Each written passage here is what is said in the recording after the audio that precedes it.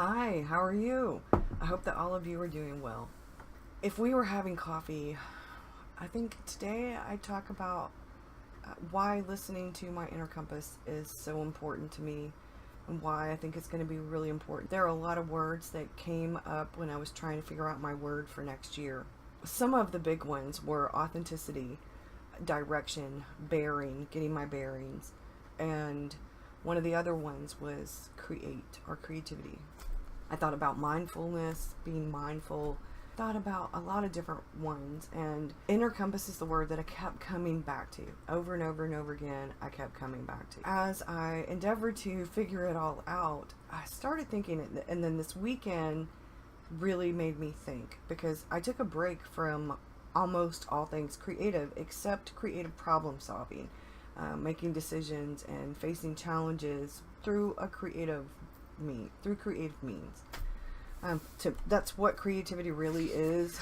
I wrote down the definition again: the use of imagination or original ideas, especially when it comes to problem solving, meeting challenges, and artistic life work.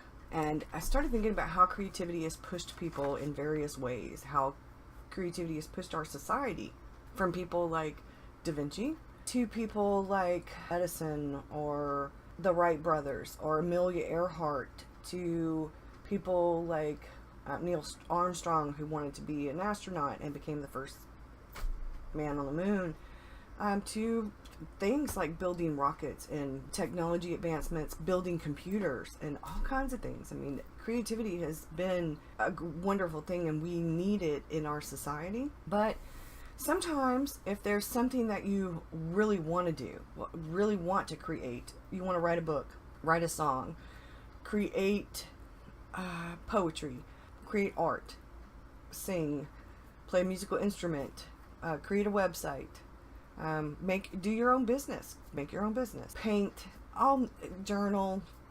We even can do creativity when it comes to our planning. But if you feel like you aren't creating enough, or that you feel limited in your creating, if you feel like you've been following along instead of following your own path, doing things your own way, if you feel sort of stifled or in stasis, in limbo, sometimes we have a good idea, but we don't have enough confidence to follow through with that idea.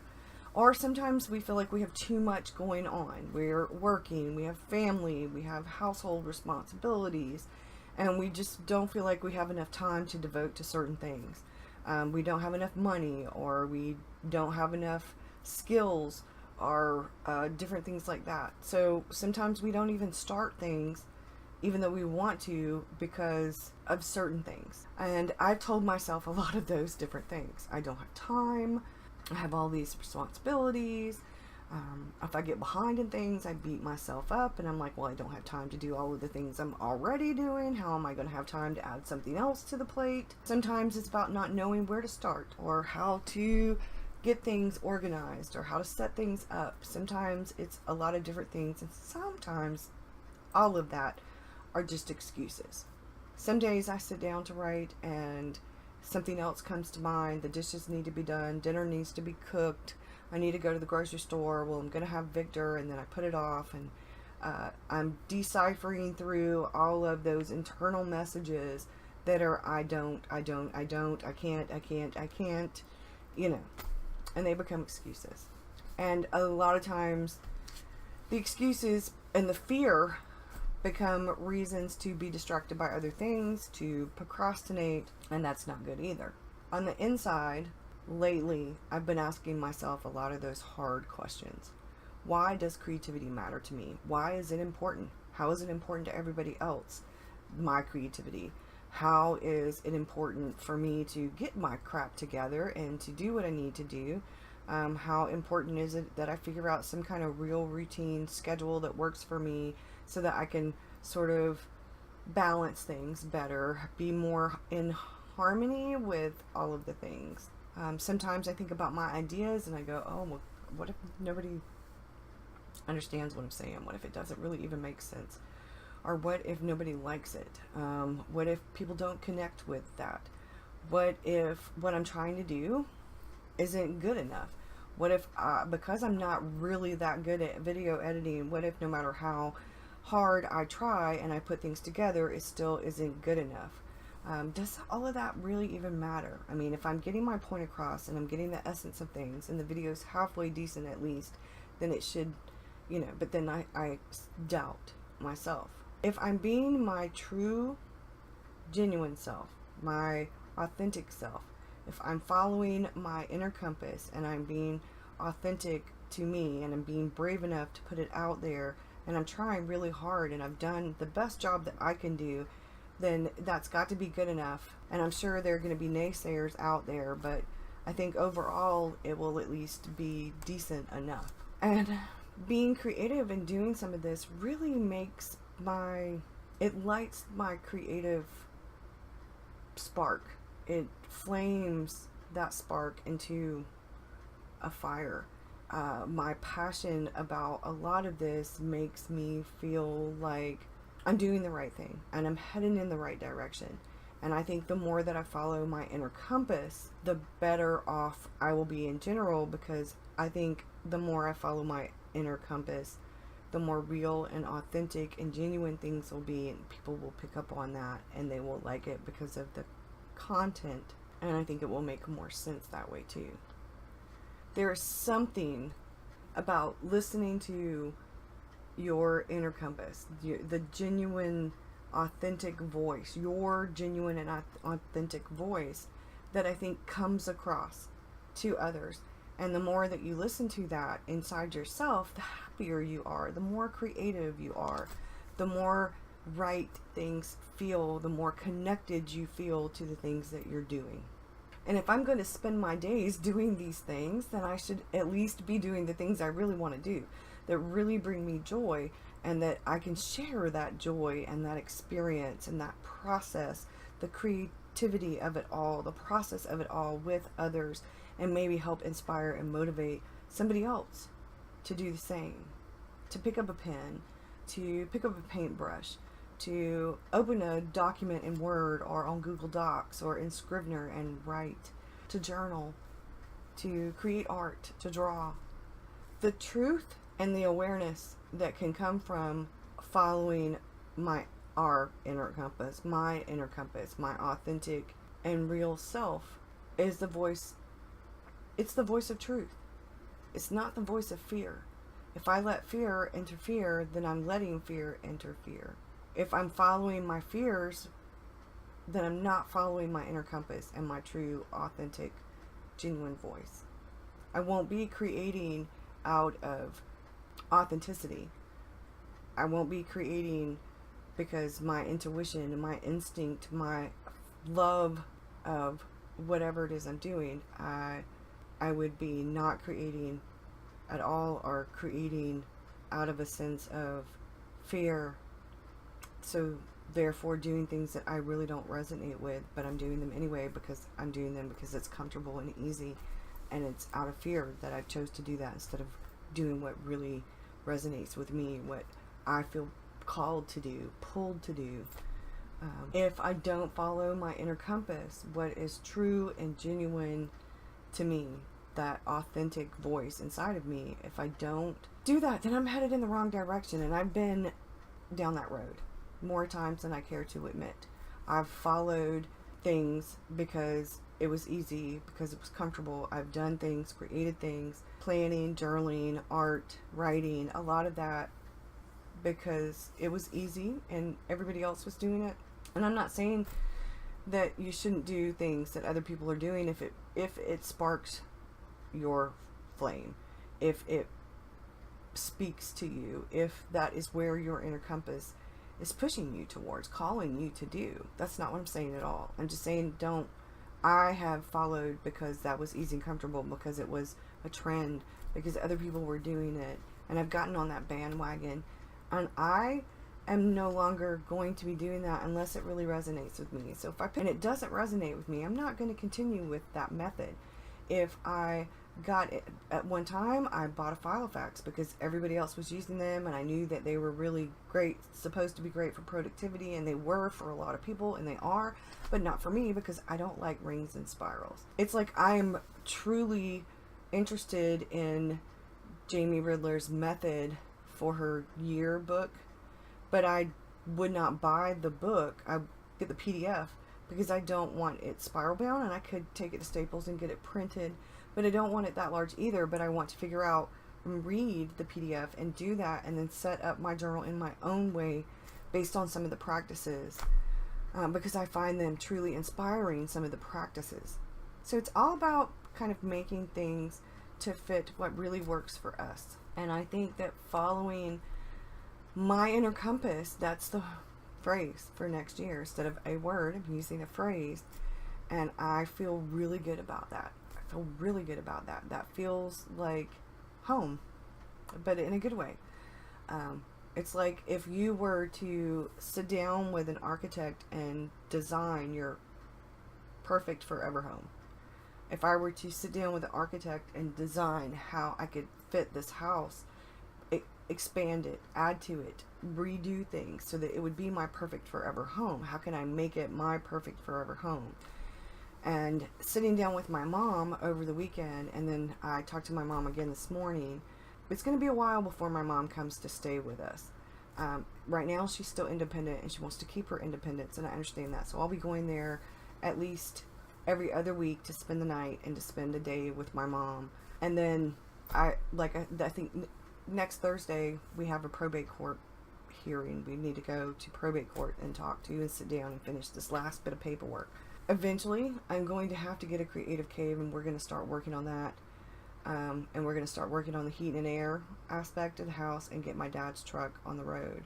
So we have a lot of things to do. So that means a few sacrifices on both our parts. That means less supplies unless it's something really important, which is not a bad thing. And then it also means cutting back on some things, because it's really important.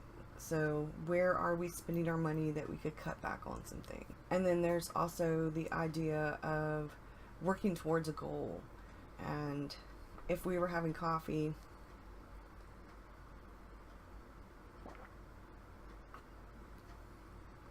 I tell you that in order to reach more people, I've taken a bit of a hiatus almost from YouTube. I've been doing some live videos and doing a video every now and again, and I've been doing a video pretty much once a week on the second channel. And I'm probably going to continue to only do 1 or 2 videos a week on my main channel on YouTube for now, for November, because I really want to concentrate on my writing. There are some things I want to do, and I want to create better content for Patreon. Tomorrow I will have Victor. I think tomorrow evening, after my daughter gets Victor, between now and tomorrow evening, I'm going to be scanning some things. I'm going to draw some things. And I may even actually go ahead and do some Christmas kind of little things. I will do some NaNoWriMo type things and some Christmas type things and some little art and planning supplies so that you have a variety of things, because I'm late with that.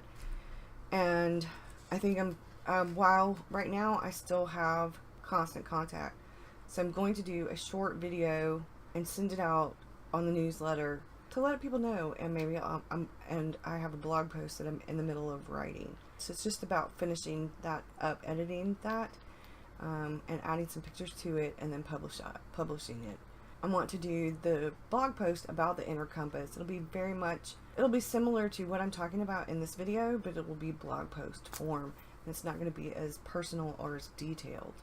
I've been thinking a lot about why creativity is important to me, and how it matters and can make a difference, and how following my inner compass is really going to make a big difference in my creativity and the creative process of how I do things and what I'm doing. And one of the things I think I've fought with the most with myself, as I plan things for next year, I've kind of had this inner dialogue going on of, is that really what resonates with you?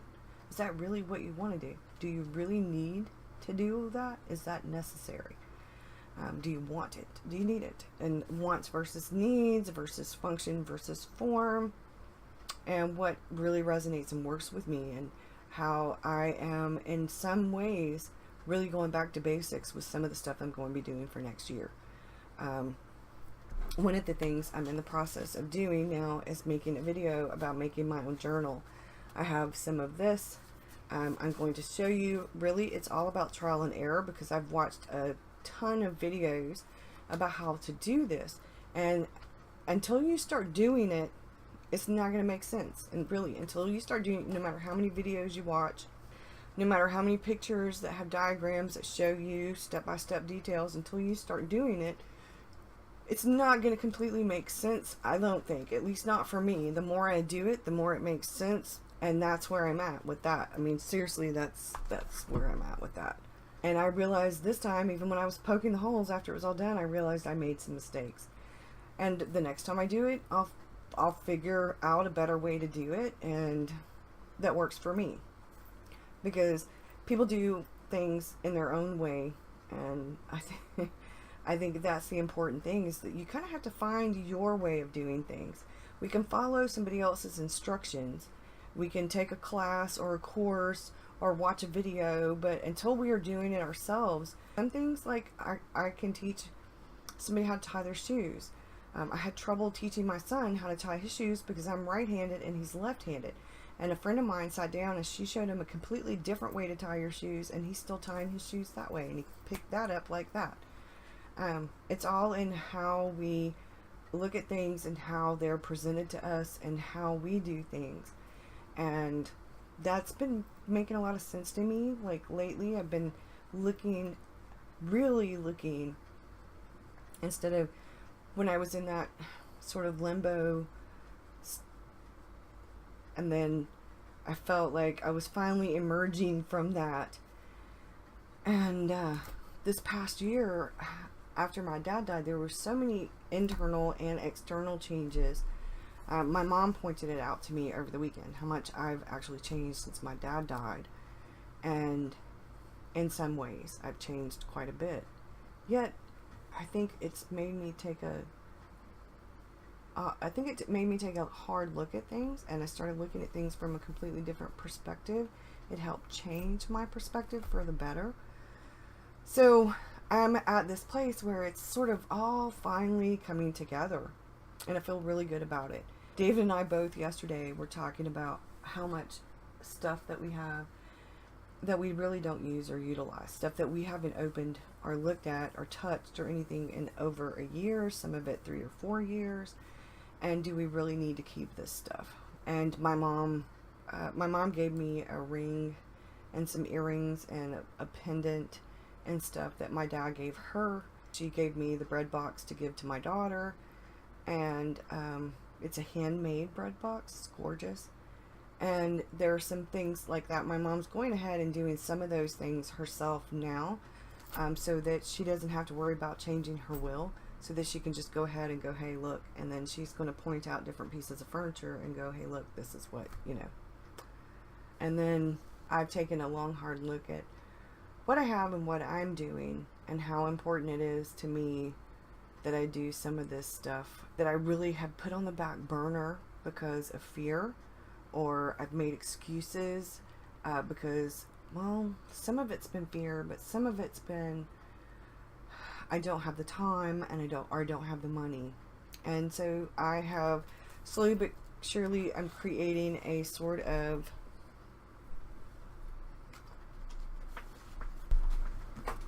a sort of goal list for each month of the year for next year. I like the layout that's in here, and I'm going to create a different list, a goal list. But I have some things here, and like for January, it says lose 5 pounds and walk 30,000 steps for the month. That would mean almost 10,000 steps per day, except for one day, because January is 31 days in it. And then I have artist date 2 times. And then for February, it has lose 5 pounds, walk 30,000 steps. And there's only 28 days in February. Artist date 3 times, and a romantic weekend with David. And then for March, I have lose 5 pounds, walk 30,000 steps, artist date 4 times, so that brings it to once a week, and then do a birthday party for my mom. So I've kind of started that already, and I've started writing. I have my goals, some of the goals for next year written down. My goal for December which is going to be hard, but I'm going to strive to lose 5 pounds this month, 5 pounds in December, and then I would need to lose 5 pounds in April and 5 pounds in May, and then I will have met my goal. And I'm going to figure out how I want to do this, the Hobonichi Cousin AVEC, and do I want to put it in my Hobonichi cover, or what I want to do. I'm still debating on a few things. I will let y'all know soon. I'm going to do a video about that really soon.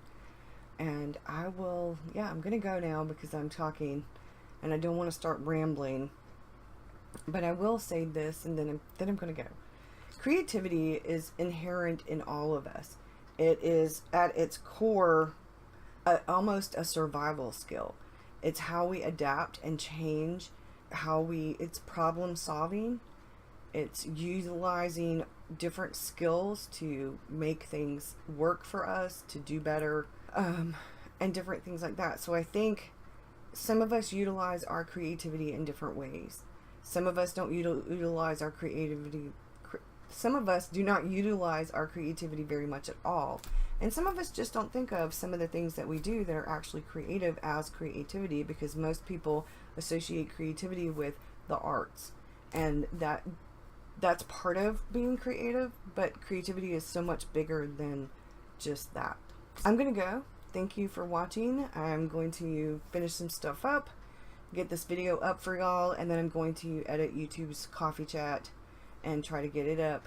And then I have some writing to do and some filming and editing and journaling and a lot of stuff to do, especially since I'm gonna have Victor tomorrow. But I'm feeling much better. I think taking a break yesterday and spending that time with my mom Saturday and Sunday were really needed. I needed to unplug for a while, and it felt really good to do that. And I did some creative problem solving. I did some deep inner thinking, you know, why is my inner compass, why is following my inner compass so important to me?